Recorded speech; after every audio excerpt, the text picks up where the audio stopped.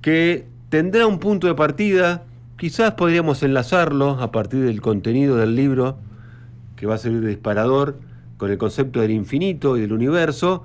Vamos a charlar con el escritor y también matemático Guillermo Martínez, autor del libro Borges y la matemática, que bueno, cuenta con una reedición ampliada y quizás definitiva, aunque lo definitivo en los libros es bastante subjetivo. Hola Guillermo, ¿cómo va? Hola, ¿cómo están? Encantado de hablar con ustedes otra vez. ¿Cómo andás? ¿Bien? Estuvo muy bien, gracias. Bien. Bueno, dije bien, ¿no? Edición con... Sí, perfecto. Es una edición aumentada que incluye, por un lado, todas las citas de matemática de Borges a lo largo de su obra y también un apéndice con las referencias bibliográficas, los libros de matemática que él consultó durante su vida. Hay dos apéndices y además otros dos artículos que agregué para esta edición. Bien. En este tipo de libros, o los libros en general, sobre todo cuando se trata también de libros de ensayo, ¿existe la posibilidad de un libro definitivo o siempre uno puede caer en el descubrimiento de algo nuevo que haga que, si lo permite el momento editorial, ¿no? También tiene que ver con las editoriales, pueda haber una nueva edición? Este es un libro que yo publiqué originalmente en el año 2003, Sí. imagínate, o sea que ya tiene mayoría de edad, Hmm. pero bueno, Borges es un autor al que se lo evoca permanentemente a través de cincuentenarios, Hmm. centenarios, cada fecha de aniversario es una oportunidad para volver a sus Bien. libros.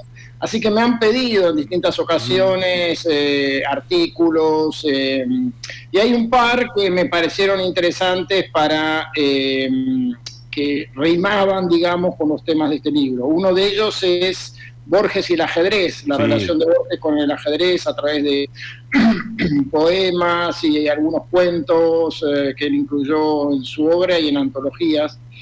Y el otro tema tiene que ver con una relectura que hice de la Biblioteca de Babel.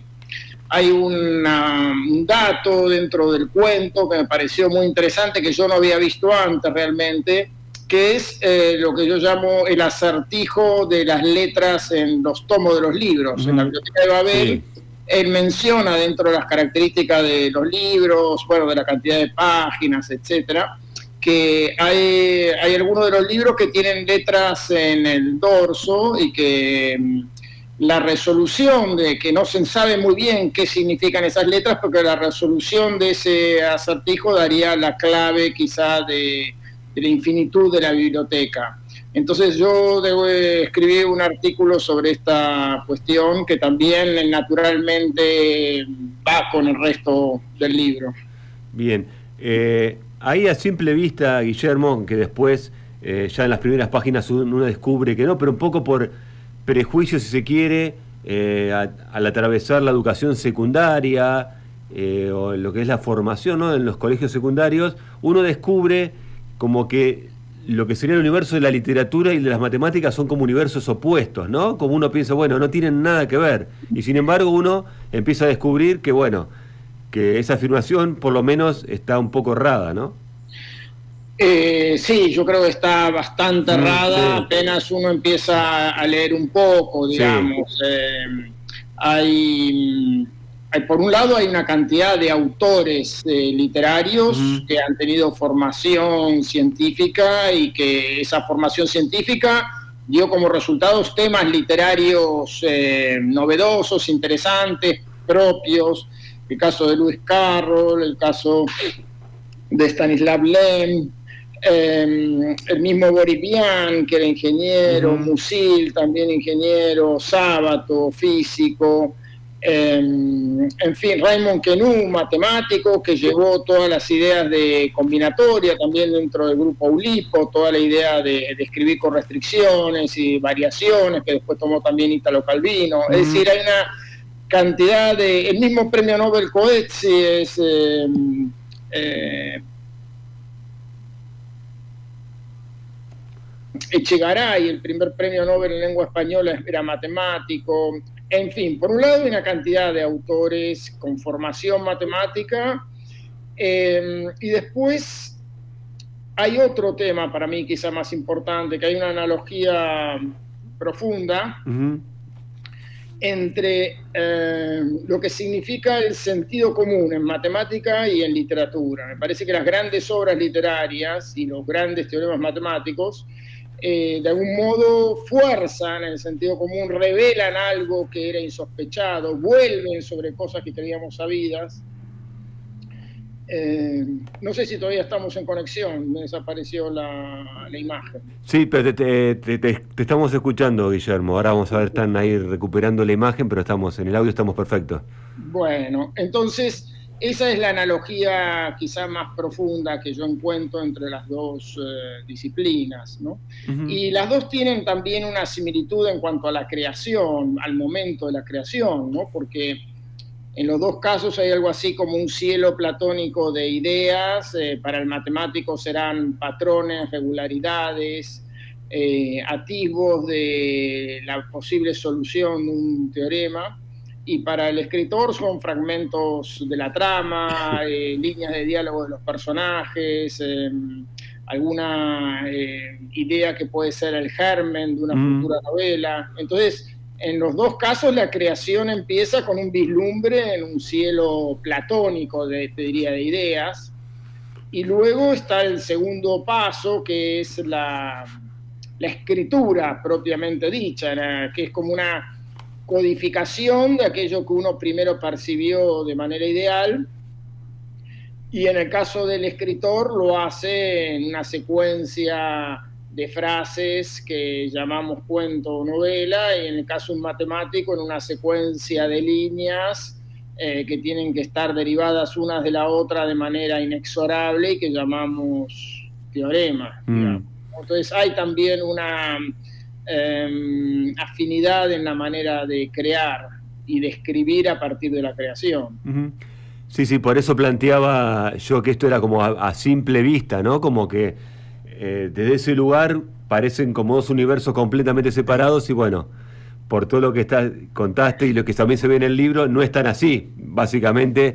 Bueno, lo que me interesa sobre todo en el libro no es una mera recopilación de la matemática que conocía Borges, y la explicación de los temas matemáticos, sino mostrar justamente cómo hay elementos de matemática que Borges transfigura en gérmenes de ficciones. O sea, hay ficciones enteras de Borges que son debidas a la matemática, no es que es una pincelada cultural o erudita aquí o allá, sino que hay ideas de la matemática que fundamentan algunas de sus ficciones. Por ejemplo, el libro de arena, la biblioteca de Babel, el lenguaje analítico de John Wilkins, el cuento El Congreso, La muerte y la brújula.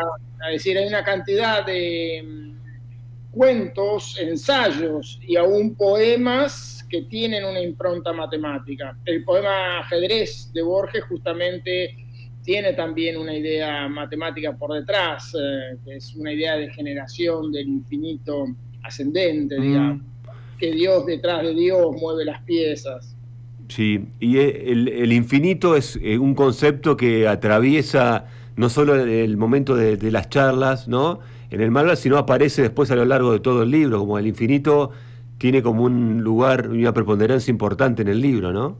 Borges estaba muy orgulloso de conocer algunas ideas relativamente sofisticadas de matemática, como la de la diversidad de infinitos. El cuento El Aleph, posiblemente su cuento más famoso, tiene ese título justamente debido a la letra Aleph, que es la letra con la que Cantor designa al infinito de los números naturales, y él lo explicita dentro del cuento, que el cuento tiene ese título debido a esa letra. Ahora bien, ¿cuál es la característica que tiene el infinito de los números naturales? Que hay una parte, por ejemplo, los números pares, es una parte propia, digamos, de los números naturales. Uno podría pensar, bueno, es como la mitad de algún modo. Y sin embargo, esa parte es equivalente al todo, puede ponerse en correspondencia uno con uno, cada número natural con un número par. Hay tantos números pares como números naturales, ¿no? Al 1 le corresponde el 2, al 2 el 4, al 3 el 6, etcétera. Y así hacemos una equivalencia perfecta entre la totalidad de los números naturales y los números pares. Entonces, fíjate que acá hay una idea ya muy curiosa, paradójica, que es que en el infinito la parte no necesariamente es menor que el todo. Hay una parte que equivale al todo. Y eso es exactamente la idea del objeto que crea Borges al pie de la escalera. La esferita es una pequeña parte en un rincón sudamericano, oculto en un sótano, que sin embargo guarda las imágenes del todo. Es una mínima parte que contiene al todo. Eso es una idea que viene de esa inspiración, no solamente de esa inspiración, pero está esa inspiración y él lo reconoce dentro del cuento. En el libro, Guillermo, además de estas charlas, ¿no?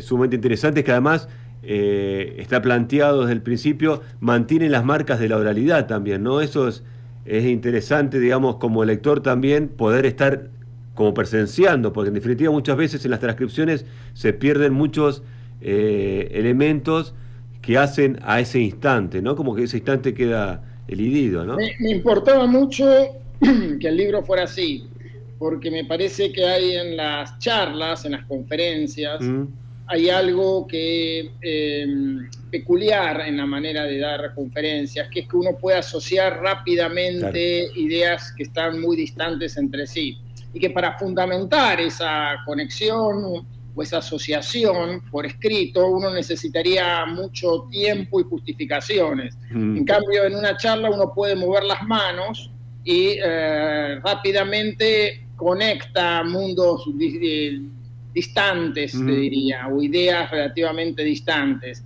Es como si uno dejara intervenir una cantidad de temas que están cercanos, pero que conectarlos todos por escrito es pesado, además, ¿no? Entonces, me gustaba que tuviera, yo lo llamo eso, la vivacidad de la conferencia, ¿no? Que las conferencias suelen tener esa clase de posible apertura. Entonces, lo que hice fue, esencialmente, transcribir primero la charla en crudo y después dedicarme a reponer todas estas ligaduras que podrían faltar. Bien, después hay artículos también que has escrito, hay reseñas también, aparecen, y yo fui apuntando algunas cuestiones y en un momento, a ver si la encuentro, pero bueno, de todos modos, tenemos un artículo escrito, creo que, bueno, que hace referencias a las computadoras a la hora de procesar información o de resolver cuestiones, ¿no? Y después uno avanza con la lectura y yo en ese momento dije, bueno, ¿qué sería? Le voy a preguntar a Guillermo con respecto, como que ahí rompe todo, hay una cuestión, complica todo la aparición de la computadora, y digo, con la inteligencia artificial. Y después me encuentro con un reportaje del año 98, ¿no? Donde ya se plantea de manera mágica y hermosa, a mi entender, ¿no? Por el tiempo que estamos hablando, 1998, ya la inteligencia artificial y lo que puede suceder, ¿no? Con la inteligencia artificial, que bueno, básicamente hay una proyección a 50 años, pero ya estamos a mitad de camino y ya mucho de eso que se habla apareció, ¿no? Hoy justamente vi al pasar una entrevista a una persona que está, digamos, dentro de lo que es el desarrollo de la inteligencia artificial, y él decía que dentro de un año van a desaparecer todos los puestos de programadores. No es que van a desaparecer todos, porque eso es una decisión política, pero técnicamente ya está la posibilidad de que todos los programadores puedan ser reemplazados por las propias inteligencias artificiales. Y en un plazo de 6 años, según lo que dice él, ya la inteligencia artificial no solamente se va a alimentar enteramente a sí misma, sino que para los seres humanos va a ser imposible seguir el rastro de cómo ejercitan, ¿no? Es decir, tranquilamente pueden idear un lenguaje inaccesible por la complejidad algorítmica a los intentos humanos de penetrarlos, y entonces pueden empezar a comunicarse únicamente entre sí, dejando de lado, afuera del todo, digamos, la interacción con los seres humanos. Entonces lo que advertía este científico es que la ventana para impedir esta especie de desarrollo, proliferación sin control, ya se está cerrando, digamos. Quedan estos pocos años de luz antes de que se vaya enteramente de las manos. Todo esto puede parecer apocalíptico, quizá un tanto alarmista, pero bueno, depende de manos de quien hay, ¿no? El desarrollo, y depende de las decisiones políticas de hasta dónde se van a sustituir puestos humanos de trabajo, ¿no? Esto puede ser una catástrofe más allá. Imagínate que uno no crea en el apocalipsis de película de ciencia ficción, pero sí hay una cantidad de trabajos que están cayendo delante de nuestros ojos. Por ejemplo, el doblaje de películas, por ejemplo, la traducción de subtítulos de cine. En fin, hay una cantidad de trabajos que antes hacían personas y que ya... bien. Y lo que yo decía en ese artículo, es un artículo, creo que te referís, que se llama Soluciones y Disoluciones. Que la forma de hacer matemática, también lo que decía este científico es que dentro de esos 6 años las inteligencias artificiales van a ser más competentes que cualquier matemático en actividad, ¿no? Pero las formas, acá hay algo interesante para comentar. Las formas de demostrar en matemática hasta ahora, en general, han sido accesibles a las capacidades, o están en consonancia con las capacidades combinatorias de los seres humanos. Quiero decir, hay una cierta sensación de cuando una prueba es elegante o es una buena demostración, que tiene que ver con la posibilidad de corroborar en un tiempo humano los detalles, ¿no es cierto? Tiene que haber algo de algún modo económico, por decirlo de algún modo, ¿no? Pero la noción de economía para un ser humano no es la misma que la de la computadora. La computadora tiene una capacidad de procesamiento tan abrumadora que algo que a nosotros nos parece una cuenta larga, para la computadora es un instante. Claro. Entonces cambia la estética de las demostraciones matemáticas y lo que es admisible como demostración. Entonces las inteligencias artificiales podrían dar a luz demostraciones de teoremas que nosotros no podemos corroborar en tiempos humanos. Entonces también hay ahí una incertidumbre sobre qué va a significar demostrar algo, ¿no? Otro, hablando un poco de esto, ¿no? De los tiempos humanos o de que pasan la vida de una persona, hay varias veces aparece el apellido de Fermat, ¿no? No sé si lo pronuncié bien, pero... Y bueno, finalmente, bueno, son siglos, ¿no? Detrás de darle solución, la plata que él deja para aquel que lo resuelva, que después termina siendo mucho menos, y este concepto de lo estético, de la estética, cuando aparece la resolución, que 4 o 5 determinan que hubo un error, ¿no? Y que además de eso se toman más de 100 páginas para aclarar algo que era supuestamente, o podría ser algo mucho más sencillo, ¿no? O que pierde esa cuestión de concepto estético, ¿no? Bueno, exactamente esto que acabas de decir es lo que pasa en el nuevo salto, o lo que va a ocurrir con las inteligencias artificiales. Para un matemático de la época de Fermat, la solución que da Andrew Wiles no es una buena solución, porque no es elemental, no usa las herramientas matemáticas de la época con las que ellos demostraban todos estos resultados. Es demasiado sofisticada para lo que es el resultado. en matemáticas se suele decir, no se puede matar a una hormiga con una bazooka, ¿no? Entonces, hay algo de eso. Pero bueno, lo interesante de la demostración de Wiles es que se había desarrollado todo ese arsenal matemático en otro área, con otros intereses por detrás, y él vio la posibilidad de hacer algo así como una traducción de campos y utilizar esos resultados que ya estaban en desarrollo para hacer la vinculación con la resolución del teorema o la demostración de la última conjetura de Fermat.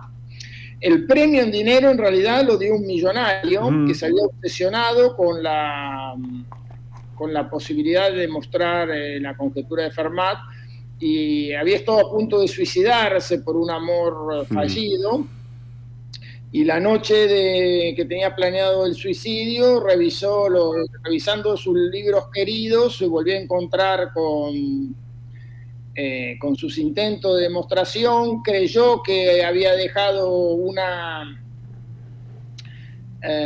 intento más que podía hacerlo, se quedó toda la noche trabajando en esa idea que él creía que podía dar con la prueba, y bueno, se le pasaron las ganas de suicidarse, y entonces con agradecimiento dejó un legado para el que pudiera demostrar la conjetura de Fermat. En algún momento del libro estaba buscando la anotación, no la encuentro, Guillermo, pero también se hace mención a la concepción de un libro, ¿no?, de matemáticas, pero que no sea solo para matemáticos, ¿no? Aparece dando vueltas en algún momento. Y yo cuando recorría Borges y la matemática, estoy bastante alejado de la matemática, realmente lo disfruté muchísimo y me fui enganchando y buscando después, haciendo intertextualidades, buscando en internet información, ¿sí?, porque me fue disparando un montón de cuestiones. El libro, eso digamos, también es una cosa súper interesante, que me parece que Borges y la matemática lo logra. Por lo menos a mí me pasó esto de dispararme y abrir un montón de puertas por afuera incluso de los cuentos de Borges, que también fui a releerlos algunas partes que no recordaba, ¿no? Muchas gracias. La verdad es que si te pasó eso, bueno, era de algún modo mi esperanza, mi expectativa, que se pudieran llegar con ideas relativamente sofisticadas a personas que habían dejado de lado cualquier esperanza de poder entender algo de matemáticas, ¿no? O sea, creo que vos te referís a una reseña que hago de un libro que se llama ¿Quién le teme al uno feroz? O por el estilo del artículo, ¿no? El diablo de los números. Exacto. Es un libro de divulgación, pero para niños más bien, ¿no? Para jóvenes. Y ahí digo que hay una manera todavía más drástica de cortar todo intento de conversación en una sala de espera que abrir un libro, y es abrir un libro de matemática, ¿no? Sí. Porque es como una especie de... Sí. Un libro de literatura puede abrir muchas consultas o puertas, ¿no? Pues, si fuera un libro de literatura todavía uno puede iniciar alguna conversación. El de matemática. Y bueno, sin embargo, me parece que hay una cantidad de temas de la matemática que han dejado sus huellas dactilares en la historia de la filosofía, en la historia del pensamiento humano, en la tecnología, en los celulares y las imágenes que vemos ahora en cualquier pantalla. Por debajo, digamos, la matemática, aunque no ha tenido muy buena prensa, por debajo sostiene al mundo en una cantidad de modos. Uno de los cuentos analizados, Guillermo, que obviamente es uno de los cuentos que a mí de Borges que siempre más me fascinó desde la primera lectura y que está bien acá, es el de La muerte y la brújula, ¿no? Y bueno, porque también conjuga del policía de la ficción con el policía, el detective, podríamos decir, real, ¿no? Que en definitiva son dos elementos que están dando vueltas de estos puros razonadores, ¿no? Que se pasan por ahí sobreanalizan las cuestiones y bueno, en este caso termina conduciéndolo a su propia muerte. Sí, bueno, claro, ese cuento es muy interesante,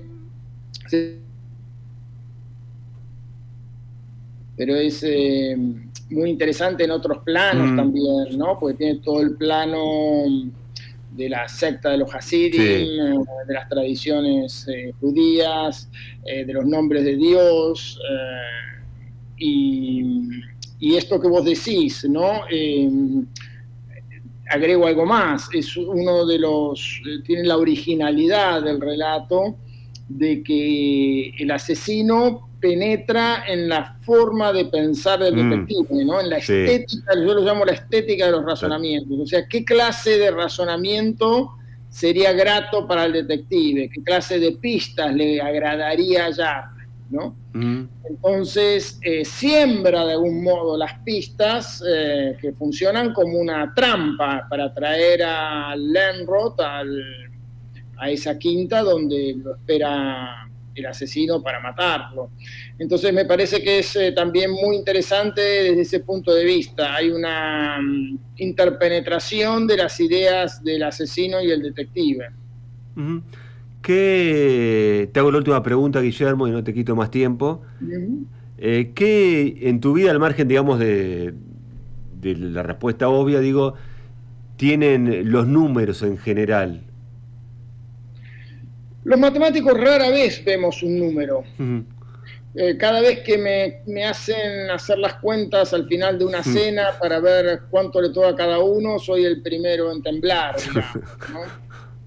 Siempre me acusan de dejar mucha propina, pero es para encontrar un número que sea divisible por toda la cantidad de comensales, ¿no?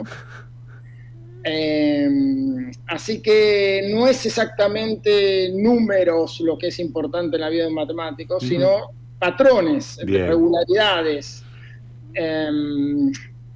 Depende mucho también de la disciplina o de la rama en la que uno se forma, ¿no es cierto?